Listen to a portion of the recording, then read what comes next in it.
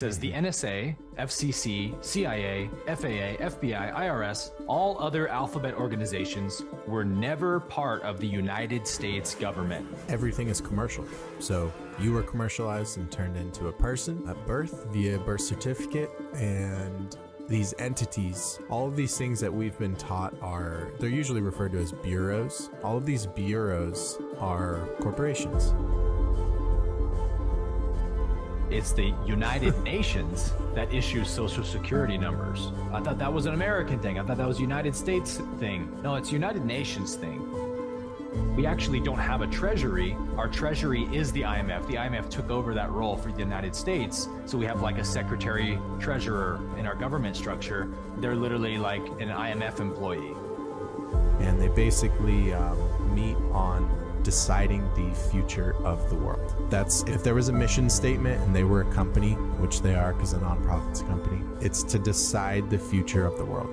I think, Jeremy, personally, that we all came to this planet at this point in time to facilitate this transition in a healthy direction for humanity, to help cause these wheels to turn so that humanity can turn a new leaf on this planet.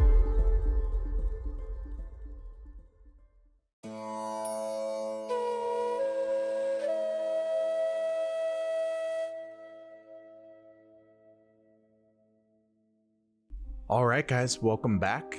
We've got our favorite co-host, Aaron. How you doing, buddy? Doing good, brother. So today we're going to be picking up where we left off last week, which was on Aaron's channel when we did part 1 of 20 kind of secrets regarding the United States in general. So we covered 1 through 10 last week, and that will be on Aaron's channel, so definitely go check that out if you haven't yet before picking up with what we're going to go into today. So today we're going to be doing 11 through 20, and we're going to be getting into some good stuff regarding Vatican, presidents, Bilderberg Group, just to name a few things. So you'll definitely want to stick around for some of what we're going to go into, and I'll pass it off to you, Aaron, if you want to get us started.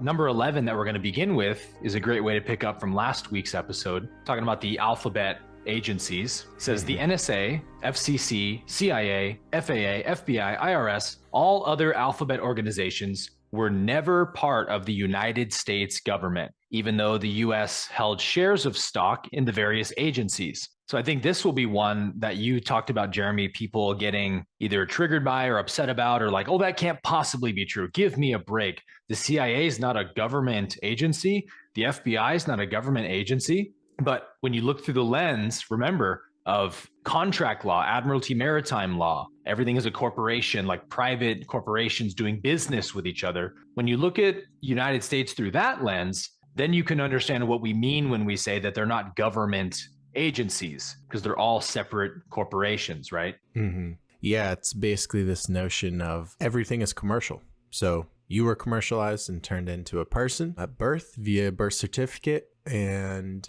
these entities, from policy enforcer to a court to all the way up to the banks to government organizations to the Fed, all of these things that we've been taught they're usually referred to as bureaus. All of these bureaus are corporations, and their names are more so just branding. Now, we don't say that to say that like this isn't some conspiracy theory that these entities don't exist or they don't work for the government and that they aren't directly like interwoven, if you will, but more so to say that like each entity has an EIN and can take on debt and is more or less a business. It's all commercial. So they're contracting with the government. Yeah. So it's like they're a governmental agency, but not technically. Mm-hmm.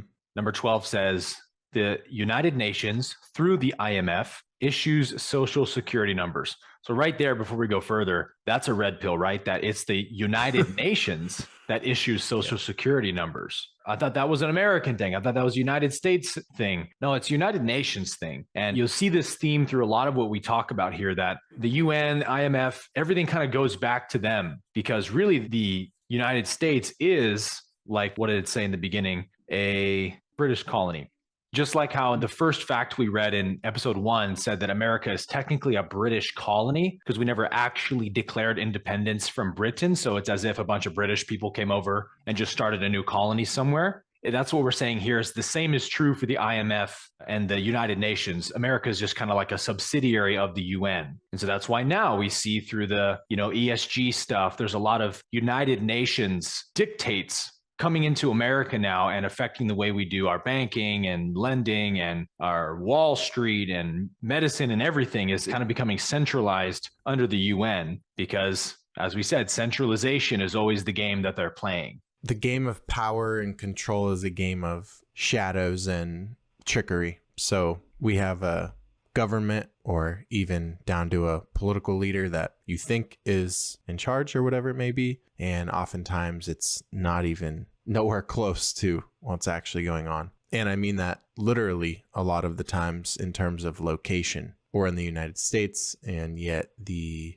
powers controlling it may be in Europe, they may be in Saudi Arabia, they may be in some of these wealthier nations. And so as far as the one that you just read, I haven't looked into this particularly, but this sounds like a gem in just being able to like give people proof, right? Like the person who's like, prove it. Because, you have CFR codes, which stands for the Code of Federal Regulations, 20 CFR chapter 111. Subpart B 422. So there's some solid codes in here that you can look into supposedly. So CFR is the application of United States code. So like, let's say you're studying 15 USC 1692, right? Like debt collection practices. There's a CFR, Code of Federal Regulations, that aligns with that 15 USC code that is meant to be used for enforcement. So CFR is powerful stuff. So it's cool to see that in there. I'm not familiar with 20 CFR though. I'll just keep reading the rest of this one. It says the application for Social Security is the SS5 form. The Department of Treasury, aka the IMF, issues the SS5, not the Social Security Administration. The new SS5 forms do not state who or what publishes them. The earlier SS5 forms state that they are Department of the Treasury forms. You can get a copy of the SS5 you filled out by sending form SSA L996 to the SS administration. So that's another theme of like over time, these corporations stop leaving a trail for you to find out who owns what, who's really controlling what, because they want it to remain, like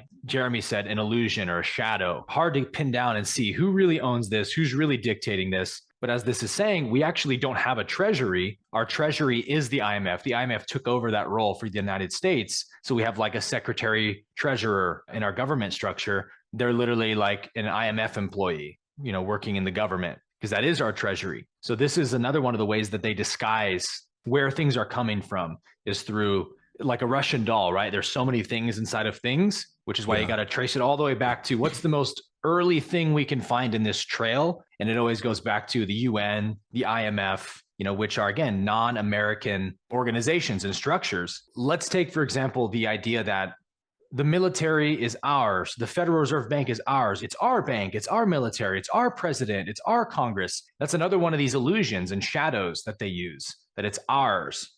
But it's like, it's totally not, right? Like, we can't make a decision. We, the people, can't vote on what the military does. We can't make any decisions in what they do. We have no say over what they do. We can't decide what laws our Congress passes. They decide that. We can't change our currency. We can't stop inflation. We can't decide how the Federal Reserve prints or doesn't print our money. We have no say in that. So what's this word ours we keep using? These things are definitely not ours. And as we see now, that's because, in fact, yes, they are all private corporations that are contracting with each other and doing business with each other. And this is where the education system is so important. And when I say important, I mean important to their larger plan.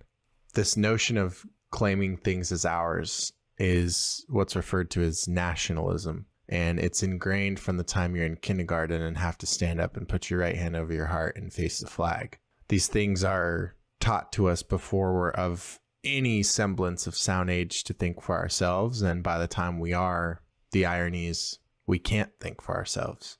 We don't think for ourselves. And so, yeah, it's very interesting. A word as simple as our. Why do we use it? Is it really yours? And that applies to both the ownership side, like you said, as well as the, like, what does it mean to be an American? Or like, they'll say like our taxpayer dollars, or like served our country. And it's like, okay, so that's an interesting one to focus on. So you served our country. Did you really? who are you actually serving? Now, that's can be very triggering, so I'll stop there. But these are interesting questions to pontificate upon. Because we know who starts the wars. So yeah, who are you really fighting for in that sense? But intention is all that matters. You know, if someone goes to war to fight for their country, that's what they believe they're doing, then that's a righteous act on their behalf if their intention is purely to protect their homeland, protect their family or whatever. But of course, the reality of what's happening at the puppeteer level is not quite like that. 13 says this, you're going to love this one, Jeremy. It's not the duty of the police to protect you. Their job is to protect the corporation and to arrest code breakers.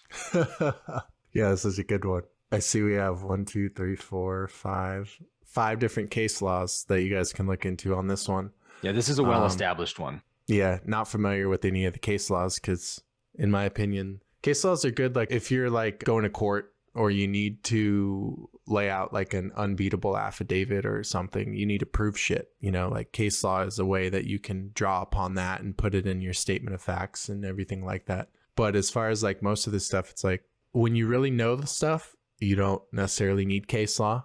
Case law is good if like you're still skeptical or you need it proof, if you will, like for the type of person who's like, I need proof, you know, then it can be really powerful. But yeah, at a basic level, I mean, we're always talking about this. I think we've done videos on this and stuff, but it's like at every level, right? So you've got the policy enforcers on the ground. That's like the police and the sheriffs. And then they work for the courts. They work for the local, like the state courts. And then there's one level above, and that's the federal courts. And then you got like the Supreme Court. And then all the way up to like government organizations and everything like that. And each one of them is a corporation with an EIN. And you can look these things up on Dun and Bradstreet. And so when we get into this system we have now, which is a statutory law, statutory man-made law, which is what we refer to as codes and statutes, they're not constitutional. They're not declarations. They're not about the people. They're statutes for persons to abide by, statutes for corporations to abide by, which is one of the multiple definitions of a person per Cornell law. Really, you start to realize without any law needed, any dictionary needed, you know, just doing your own due diligence, piecing things together at a more zoomed out perspective, you start to realize that all of this is in place for commercial reasons. And these statutes even are all in place to commercialize you. Even the act of driving, right, versus traveling. People that are in the sovereignty space are big on this one. People have the right to travel. That's completely different from driving. Driving requires a driver's license and is a commercial activity. And, you know, I won't get into that rabbit hole. I don't know if you've gone into that yet, Aaron, but just kind of understanding this notion that all they're really interested in is commerce, money, debt collection, and that's what the police are there to do. So if you break certain codes, statutes, all these man-made constructs, they are fining you, which produces the income for these corporations, for these businesses, and that's how that works. I was just going to add to what you said that, yeah, case law is not a super strong thing to stand on in the law because it's just sort of showing you what a judge's opinion was in the past. Yeah. What precedents have been set in the past of how another judge interpreted something. So it's really good in the legal system because you're showing, hey, another legal judge saw the law this way. But law under natural common law, the law of the land, doesn't change and isn't up for precedent. It's like the law is the law. So you always want to stand on laws more than case laws. Yeah. But it is helpful to know so we understand, oh, this is how the system has played this law, how they've worked it in the past, how they'll probably try to work it again. These are the precedents that the legal system has set in the past. Yeah, that's a great way to explain it. Interpretation is the big word there. If you take away one word, it's all about interpretation. And that's what's sketchy. That's what's sketchy about the law is that interpretation can really go any way. It can be weaponized. And then it can be weaponized. And that also kind of boxes us in over time because someone 100 years ago interpreted it this way. And now this is the way we need to do things because we need to set a precedent and we need to set a standard that we're consistent. And that's how we get boxed into these things where we have unfair rulings over time and they don't seem to change, or at least they change very slowly. Right, exactly. Now, this one is very short and to the point, but also has huge implications, right? It says everything in the United States is for sale. Roads, bridges, schools, hospitals, water, prisons, airports, etc. So we touched upon this in our 4th episode on the prison system, how it's all privatized and commercialized, so that, again, really every great evil happens for this one reason, right? Is that it's commercial, something is commercialized, which means somebody is incentivized to cause this problem to happen so that they can profit off of it. So that's why part of the shift in consciousness that has to happen on this planet for us to take these systems back and move them in a positive direction is that we have to de-incentivize corrupt financial gains. Like, hey, nobody should be making money off of throwing people in jail, because people want to make money, so they're going to make sure they get as many people in jail as possible, whether it's right or wrong. Same thing with money in politics, right? Nobody should be able to buy a politician's loyalty. Politicians are supposed to serve the people. So getting money out of these systems and institutions is going to be one of the most important switches, I think, that we have to make. Yep, you nailed that. It's basically what I was going to speak on as well, is the incentive structures have to change. And right now they're all set up in a very specific way because everything is commercial and the game that people want to play is money and power. And so corruption breeds itself. It's not any more complicated than that. It just breeds itself. Yeah. And you gave a really good description of the incentivizing that the system relies upon in the last episode. So we're just repeating it again, really. Yeah. 15 says the UN, United Nations, has financed the operations of the United States government for more than 50 years and now owns every man, woman, and child in America. The UN also holds all of the land of America in fee simple. I don't know that last part about holding the land in fee simple. I'd like to look into that, but I can confirm that my research has shown me at least that the UN has financed the United States government for at least 5 decades and owns every man, woman, and child in America through the birth certificate process is what that's referring to. It's like what we talked about earlier with the conversation of leverage. And when the United States puts itself, or in the past has put itself in positions where it does not have much leverage, it tends to,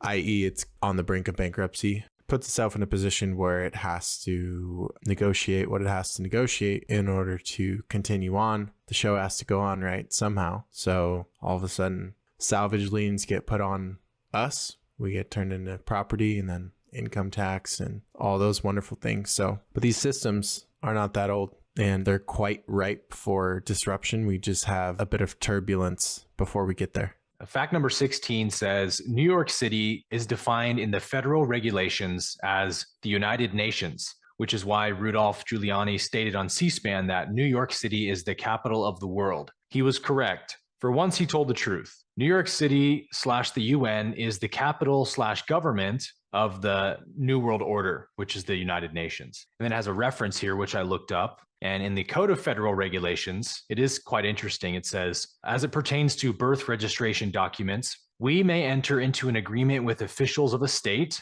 including for this purpose, District of Columbia, Puerto Rico, Guam, and the U.S. Virgin Islands, and New York City, to establish as part of the official birth registration process, a procedure to assign Social Security numbers to children. So what's interesting there, I think, is those are all the districts or territories of the United States Corporation.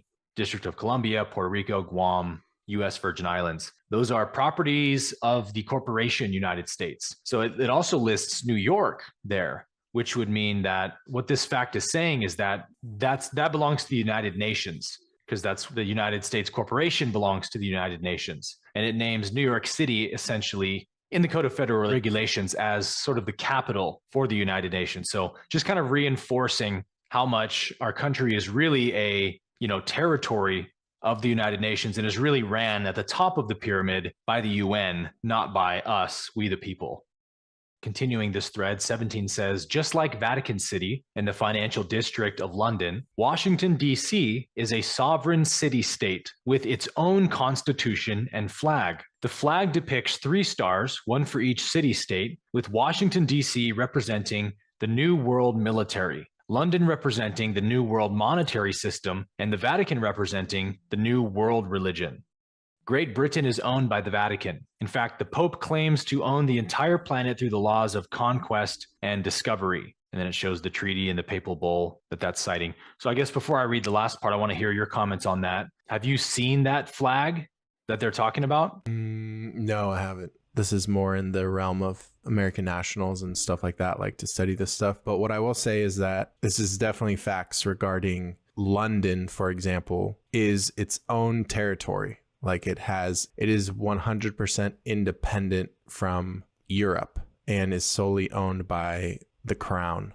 And then you have Washington, D.C., which people think is like just another city in the United States. And it is absolutely not just another city in the United States. Washington, D.C. is our version of their London, which is like, you could just think of these things as owned by the crown. And then I'm not too versed on it, but we get into some weird stuff surrounding, like, you probably know better than me in this realm, Aaron. Unless you're born in Washington, D.C., you're not actually a United States citizen. Isn't there some stuff like that? Yeah, it says that taxes are only voluntary unless you live in Washington, D.C. or any one of those territories I just read, because those are owned exclusively by the corporation, United States, all caps. Then if you're a resident there, you do have to pay taxes. Yeah, that's what I've seen. Yeah. So I think you said that backwards on accident, but your taxes are voluntary unless you live in those areas. Yeah, unless you live in those areas, your taxes are voluntary. Yeah, I would consider these like more foundational stuff that, like, for example, if you guys want to learn more about this, you can check out like David Robinson's books, or people who teach more of the stuff around like straw man or common law basics definitely focus heavily on this. I've become a bit more practical, so this isn't like top of mind to me anymore. I focus more on the financial side of things, which doesn't require me to use this in my day-to-day, but I do remember learning a lot of this. And then, this definitely, Aaron touched on the Vatican a little bit, which is important to understand, at least at a basic level, some background on the Vatican, what it actually does, what it actually holds. And it sounds like we're going to be getting into a little bit more stuff regarding the Pope and Vatican and such. So anything you wanted to share, Aaron? Yeah, just going to put a picture of the Washington, D.C. flag that they're talking about here. Okay. This is the flag with the 3 stars where it's saying, we know that they like to use symbolism a lot to mask and disguise how they're setting things up. So this is what the flag looks like. That represents, it says 3 different city states.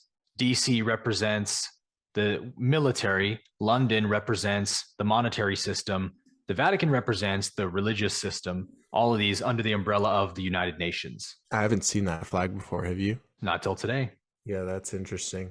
Yeah. Because remember, we just have to keep tracing things back to who owns that and who owns that and who owns that. And when you look at these nation states, DC, London, who owns that, it always goes back to the United Nations ultimately. Last point on this one says, a pope can abolish any law in the United States. The Pope's laws are obligatory on everyone. Throughout history, ancient and modern, popes have ordered the enslavement and genocide of millions. So I can't attest to this in terms of my own research. I haven't looked into this much because, like you, it's not super important to me. But in the common law space where I study and interact with people, this is something you hear all the time, which I don't fully understand to the full depth of other topics. But this idea that everything's owned by the Vatican, everything goes back to the Vatican, everything traces back to the Vatican, which means ultimately the Pope is the highest authority in the world, above the president and anywhere else. But they don't really want you to know that, because everyone would be like, hey, what the hell is this? I didn't sign up for this system. The Pope gets to rule over me. So again, it's always the pyramid scheme strategy of top down, disseminating power through the ranks so that it looks like people have power who really don't, right? Who even they're controlled by people above them. Well, even before I had my eyes open to the sovereignty stuff, before I ever kind of started focusing on learning it, you come across stuff in the spirituality space, right? Because we're all like seekers. So you come across different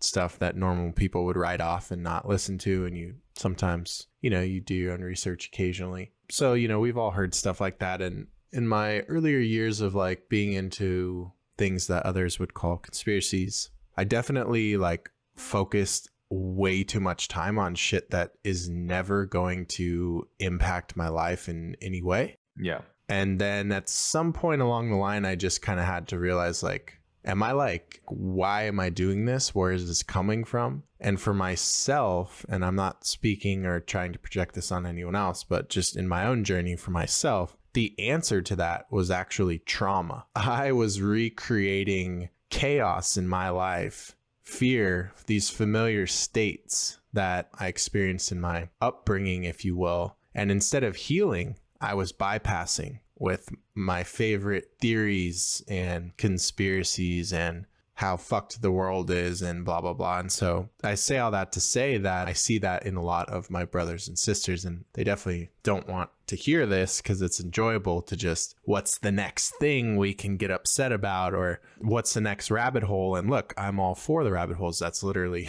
my brand. That's what this series is, literally the rabbit hole. Yeah, but like, what are you doing all of this for? Like, so somewhere along the line, and maybe this is just maturity, I'm not sure, but like, I had to just realize, like, if I'm going to put in this amount of time and effort and like focus, what am I getting out of it? Like fear?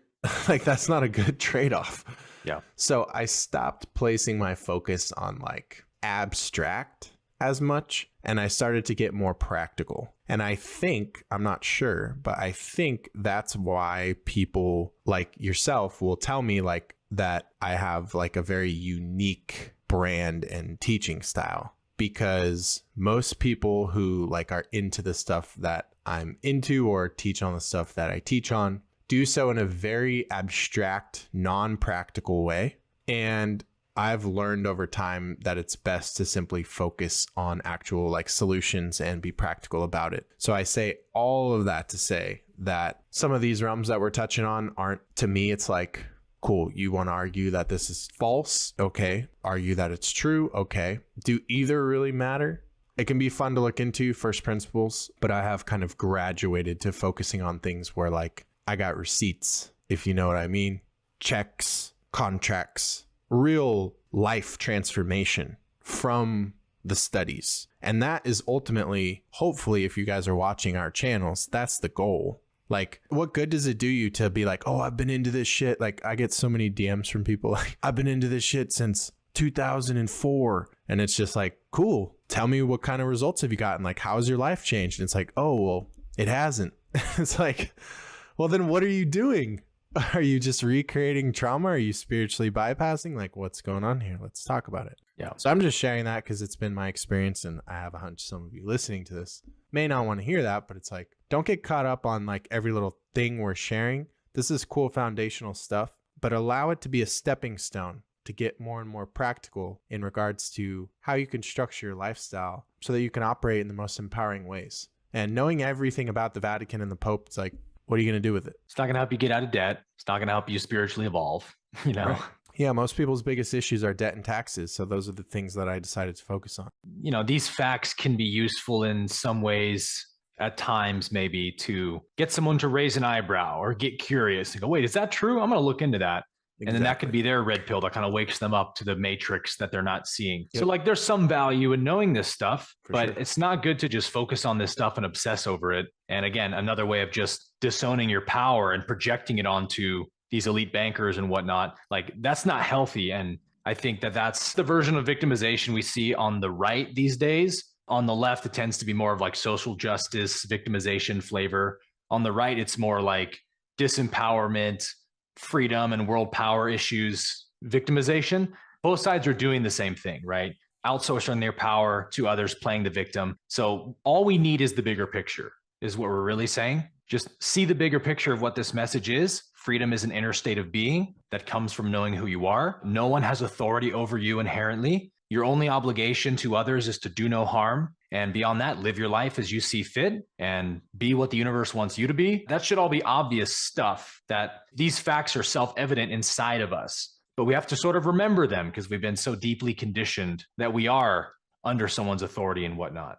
So as we go into 18, this is kind of another one of those topics that we don't need to go deep into, but I think Jeremy has a lot to say on this idea. So I'm curious to hear your thoughts on this, Jeremy. It says, Wednesday, May 21st, 2008, Barack Obama and Hillary Clinton secretly attended a closed annual meeting with approximately 130 of the world's most insidiously tyrannical power broker elites, known as the Bilderberg Group. So I know some people are probably familiar with the Bilderberg Group, but can you just give us like the brief overview of what that group is and what they do in the world? So for those of you who are on Twitter, you probably saw recently how the WEF just had their Davos meeting or whatever, and people were like camping out and everything like that, reporters trying to get them to talk, and they would catch people walking in between conference rooms, and of course they wouldn't say anything, but they'd be filming them. And you know, you have everyone from the CEO of Pfizer, you have ex-presidents, you have the CEOs of all the top companies. So whether we're talking about like the food industry or gas and oil or medicine or tech, right? Of course, Bill Gates is there. All these types of things. You even have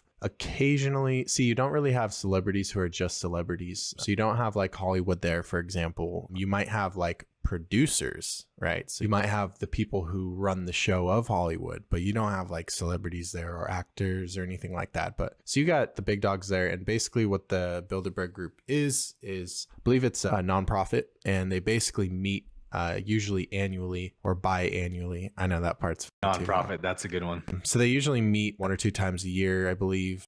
Forget the G7. If there's one party leaders want to be invited to, it's Bilderberg.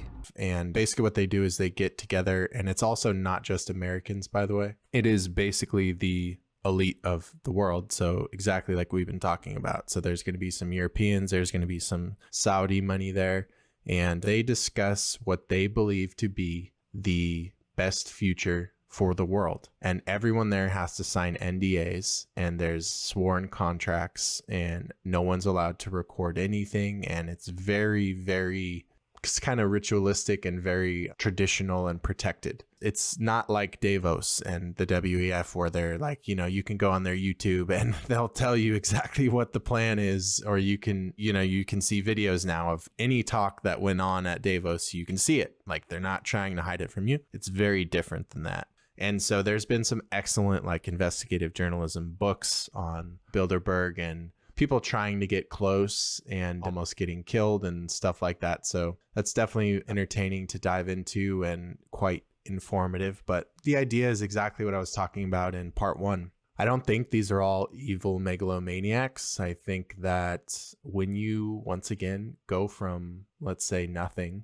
to a billionaire, imagine what that does to your ego and your views of society. I can imagine it would be extremely easy to think that now I know better than everyone else knows. Look at what I've done. Look at what I've accomplished. You haven't accomplished this, so you should probably listen to me. Yeah. And I would probably feel like, if I was run by my ego, I would probably feel like I need to now use my power and influence to push my ideas forward. That's exactly what the WEF is. That's exactly what the Bilderberg Group is. So yeah, basically they meet recurringly, and you got the Clintons in there, the Bushes. And that's another funny thing is people think that the political sides of the aisle hate each other. It's like, no, they're all hanging out. Come on, don't play yourself. Yeah, so they're all in there. Different corporations who are supposedly like competitors, they're all in there, like, so it's all a little smorgasbord there. And they basically meet on deciding the future of the world. That's, if there was a mission statement and they were a company, which they are because a nonprofit's a company, it's to decide the future of the world. Very similar to the WEF. The difference is that the Bilderberg Group they go about it in a secretive way where you don't know what their agenda is. And then the WEF is the opposite. They're trying a different approach where you know exactly what the agenda is, and they're very vocal about it. So that's that. As far as Barack and Hillary meeting, once again, I don't know. Can't speak to that. Doesn't matter to me. But the concept of the Bilderberg Group is important because if you guys have ever seen those charts, maybe we can put one on screen of the few companies that basically own the world. The CEOs and it's not even the CEO. See, people, that's another way that they create the illusion. A CEO is someone who you can just hire. A CEO, you pay them a few $1 million a year, and they're a high paid employee. They're still an employee. They're not the trustee. They're not the controller of the holding company that owns multiple of these franchises and multiple of these big businesses that you've never heard of. Like, the real owners, the controllers, are the ones going to these meetings. It's not even usually the CEO. So I do want to share that as well. But yeah, basically there's just it's just another one of those organizations, and they meet to decide what's best for all of us. Chattel. All the plebs. Yeah. I mean, that's what they want, right? They want to create this illusion of authority because, hey, look at us. We are wealthy billionaires who fly around the world in private jets. And they want us to watch them on our TV screens and be like, oh, I only make $45K a year. Like, who am I to question them? Right? That's great. That's how they want us to think.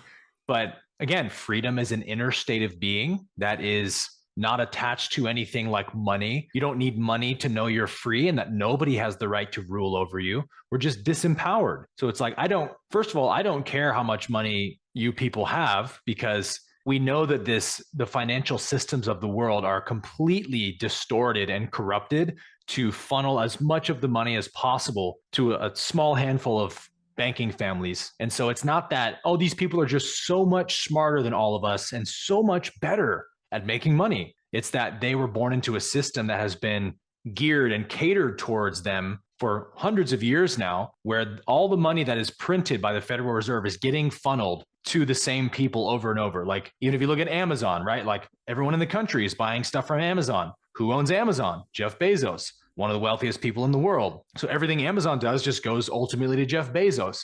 Yeah, there's other people in there getting paid, but nowhere near as much money as the founder makes. That's the way that the banks work and everything works. So it's a corrupted system that was built to create these massive wealth disparities so that people like the Davos group, the Bilderberg group, can rise to these positions of power where they control every institution, every system, all the governments. And then they can get together and get on a screen. And even though they're non-elected officials that none of us have decided should rule over us, they can just look at the TV screen and tell you how they're going to make your decisions for you, because they've centralized that much power. So they're kind of being like, hey, what are you going to do about it, pleb? Number two, don't you think we're more well-equipped to decide your future than you are? Of course you do, right? Because you don't make that much money. And, we can decide how things happen in the world because we have power.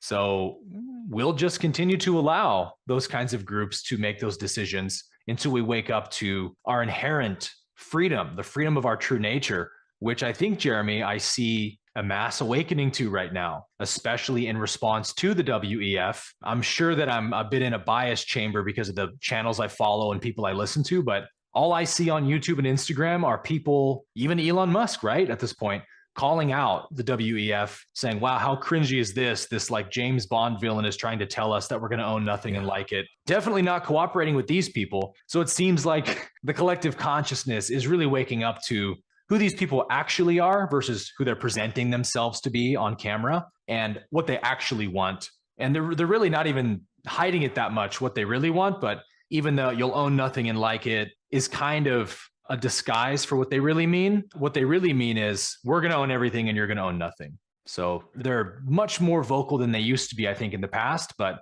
there's still a lot of hidden motives behind the things that they're saying at these meetings. Yeah, I think that you would never see Elon buy Twitter and do what he's done in regards to free speech if we weren't in a fourth turning. And I think that history repeats itself, and we're in the tail end of the part of the macro cycle where things need to be brought to light, and it's the most aggressive period of that. And that's why I referred to it as earlier when I said we just have some turbulence first, because it's never a smooth process shining a flashlight on darkness. But that goes hand in hand with the video that I just put out regarding AI and everything like that. So it's like, before we can have conversations around what these new systems look like, what new innovations, disruptions, technologies, way of doing things, etc. look like, we have to become aware of what they've been. And we can't even agree on what they've been because they've been cleverly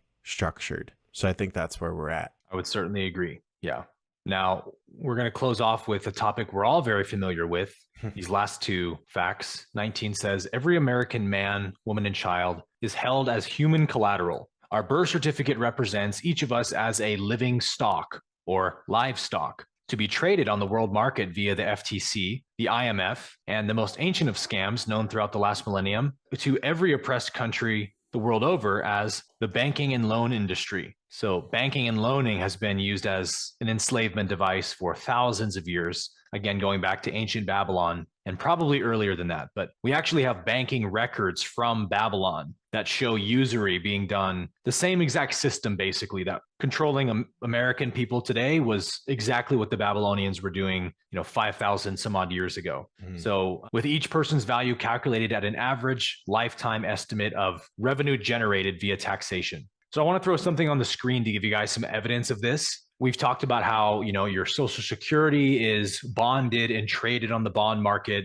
because it's actually part of a trust that the government creates. Some people call it the Cestui Que Vie trust, the minor estate. There's lots of names for it. Your straw man's trust. Your birth certificate gets a QSIP as well and is bonded and traded on the bond market. Somebody told me, Jeremy, that the bond market is 10 times the size of the stock market. I have not verified if that's true, but if it is true, it means this is how much more money is running through the bond market, because every single man, woman, and child has multiple bonds that are being traded, and we are traded like stock, like a stock that can rise or fall. And I know this because I've looked up both my Social Security QSIP and birth certificate QSIP on a bond market website called gmeiutility.org. Most people have done this in the common law space, so this won't be novel to some of you, but to others, it will be kind of an eye-opening realization. You can type in your Social Security number in this website, including the dashes, and it'll actually show you how many times your Social Security bond has been traded and by what companies and the name of those companies and different facts about them. So I'll put mine on the screen because when I looked up my Social Security, Jeremy, it showed that almost 49,000 companies have traded my Social Security bond. So I've been profiting off of a legal document under my name is what that means. And I've been none the wiser to this, that there's a security in my name that people are trading, right? So this is what we call securities fraud. They're committing securities fraud with your social, your birth certificate, even your court cases, prison sentences. Everything gets a QSIP number because a QSIP is what they can bond and turn it into a kind of stock that they can trade. So, every prisoner, for example, is going to need food and shelter and have a cost to being in prison.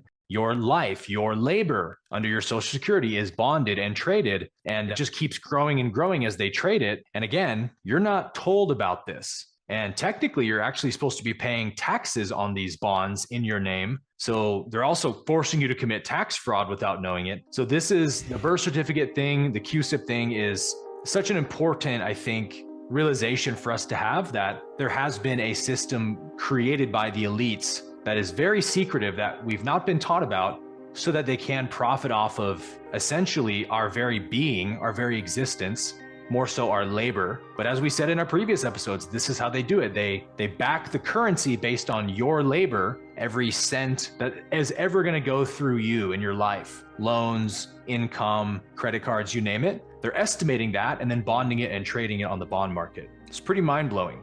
Bravo. That was a high-level overview. You can tell I've studied this one a little bit, huh? Hey everyone, thank you for watching today's video. I hope that you were truly blessed by it. And I wanted to let you know that I'm really excited to now be partnering with an amazing conscious supplement company called Organifi.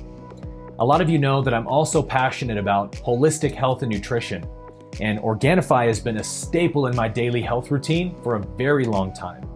They make the most delicious, organic, and high-quality superfood products that I've ever come across. And as you know, a healthy body is a great benefit for spiritual growth, because the health of your body directly translates to the health of your mind. Everything is connected. So feeding your body with high vibrational superfoods straight from the earth is one of the best ways to create that environment for a healthy mind. But getting all the superfoods that your body needs in one day can admittedly be a little bit tough. And that is where Organifi can add a ton of value to your life. I personally start every day off with green, which is Organifi's really delicious blend of 11 superfoods like ashwagandha, chlorella, and moringa. And then in the middle of the day, I'll usually have a scoop of red, which is a delicious energy blend full of 13 adaptogens and antioxidants from berries to recharge your mind and body with a delicious blend of organic superfoods. Your body is an amazing organic machine, but it needs the right fuel and signals to function at its best. And red is full of adaptogens sourced from organic herbs and medicinal mushrooms. And these are compounds that balance hormones, prime your energy pathways, and alleviate stress. So instead of crushing your adrenal system with huge doses of caffeine every day, adaptogens work with your body and give you natural, sustained energy all throughout the day. What's most important to me though about Organifi is the way that they go above and beyond to ensure the cleanest and purest ingredients in all of their products. They are USDA certified organic, non-GMO, gluten-free, certified glyphosate-free, and absolutely zero fillers. So I never go anywhere without Organifi, and I never miss a day without taking it. And Organifi is offering a super generous discount of 20% off of your entire order when you use the coupon code ABKE at checkout. So if you want to upgrade your health regimen with Organifi, you can click on the link in the description box below to learn more about all the amazing products that they offer. And I promise you that your mind and your body are going to thank you for it.